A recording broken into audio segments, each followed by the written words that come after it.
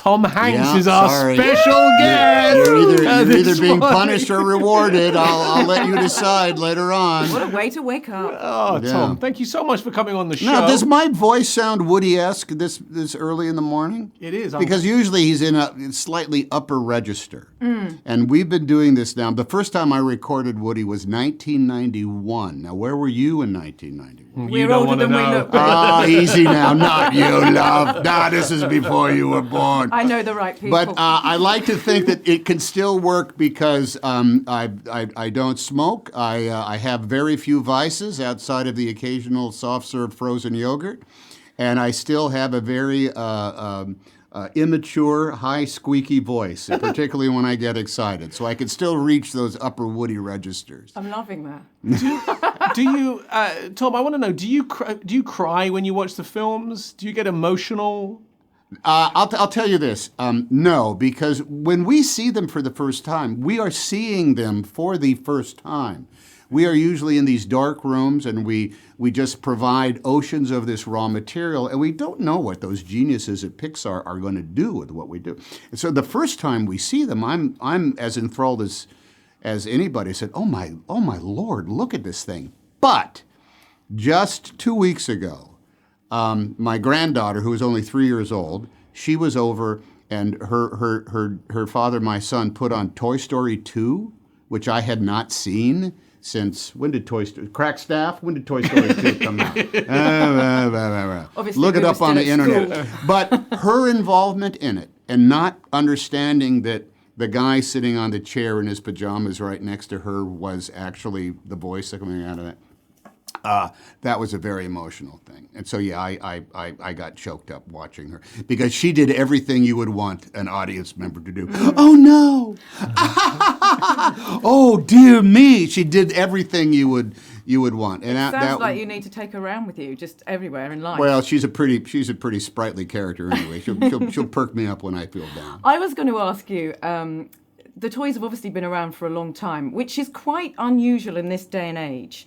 Yeah. What do you say to mothers like me who regularly, when their children are at school, go into bedrooms, go into playrooms and do a sweep? Stop. And a cull? Stop. You must never cull the herd. You can do that with clothes that no longer fit. Yes. Get rid of those things. But the toys? Hey, ixnay on the altering A. That's for them to decide. Really? Absolutely. My Lord. I know. If my caretakers had been around long enough in order to look after me, if they had done that to me, I would have been livid. Who do you think you are? Walking into my room. You better get me my Major Matt Mason back right now, or there's going to be hell to pay. You can't do that. Oh, I No, know. get rid of their I feel electronic about Mum. games. Yeah, Get- oh no, get- they get don't rid of have that them. stuff. You see, I'm thrilled Good. because my Good for children you. don't play. Good for you. They think a fortnight is 2 weeks. That's it. They know. Do you know that in Los Angeles, at like schools where you go to pick up your kids, they have conversations like, "So how is Fortnite going at your house?" It's like right over your straight head. over But my it's head. yeah, it's good. Get rid of that stuff. Okay. But never touch the tangible three-dimensional play objects. Did you have a favorite toy as a child? I bought a Major Matt Mason. So hang on, I'm gonna have to pause you there. A major. An M&M. Major Matt Mason was an astronaut. The technology was the same as Gumby. Did you have Gumby? He was made of rubber, but had metal limbs inside. So he was posable, he was bendable, but he looked just like a spaceman. And he had a helmet with a visor that went up and down. He cost $1.95 from Clark's Drugstore in Red Bluff, California. And I saved up. This is why it's important. No one bought it for me. I saved up, a found nickel here, and earned 25 cents there. And when I had $1.95, I rode my bike to Clark's Drugstore, knew right where it was, and took it to the cash register without knowing there was a thing called sales tax. So I owed actually $2.06. I didn't have the extra 9 cents, so I had to put it back on the shelf. But I came back like another day. I found a dime, and I was finally able to buy. And of course, it made it even more special. Yeah.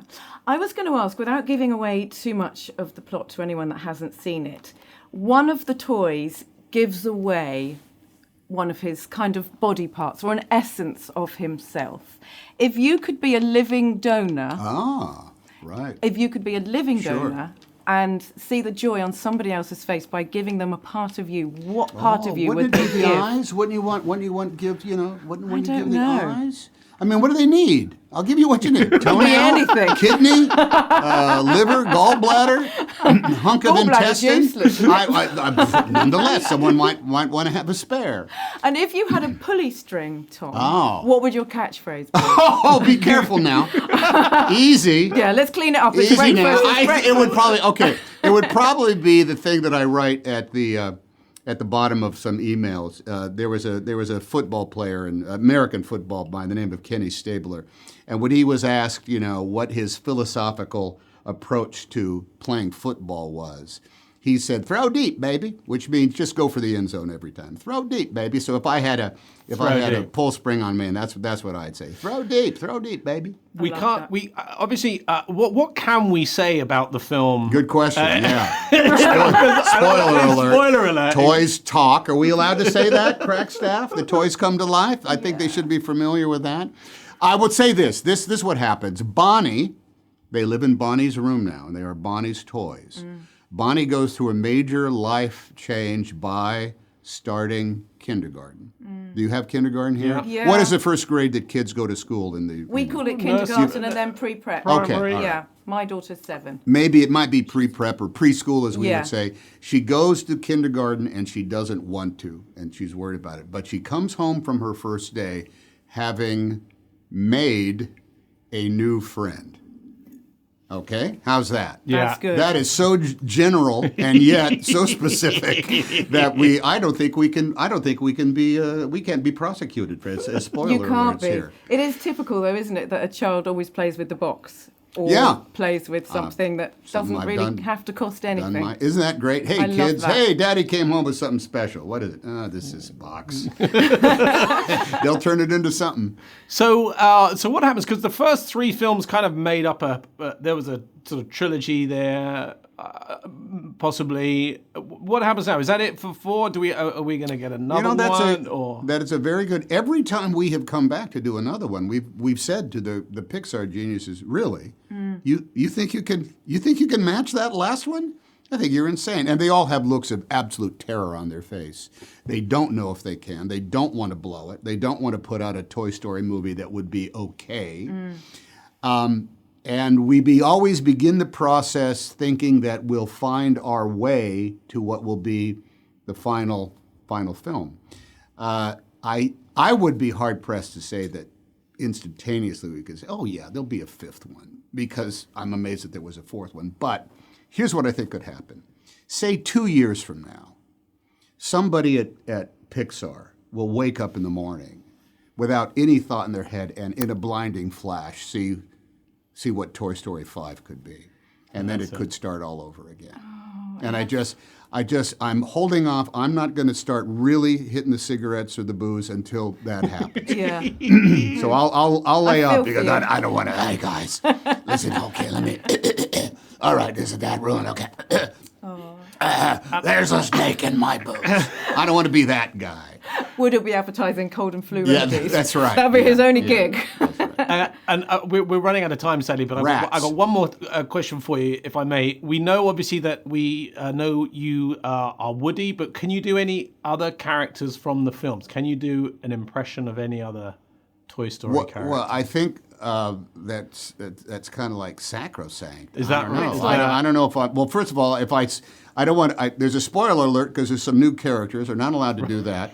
And Tim Allen as Buzz Lightyear. It's like, dude, you're not even working at this. He comes in and he bangs this stuff out. I will do an imitation of, this is Annie Potts as Bo Peep. Okay. Okay. And we had done a lot, and we actually got to record together on 2 sessions on this, which never ever happened. That's a luxury. It's a yeah. very luxury, because usually you're all by yourself and you start going stark raving nuts. But she came in because the nature of what we were doing is very particular, and they felt as though technologically they could make it work, which was great. So we got to face each other in the studio, and we got to look each other in the eyes. And Annie Potts has this way of cocking her head down. I'm doing it right now on the radio. She cocks her head down, and then she looks up at you with her eyes, and she says, "Oh, Woody," and it just makes me absolutely melt. Just absolutely melt. Well, look, it's a stunning film. It really is.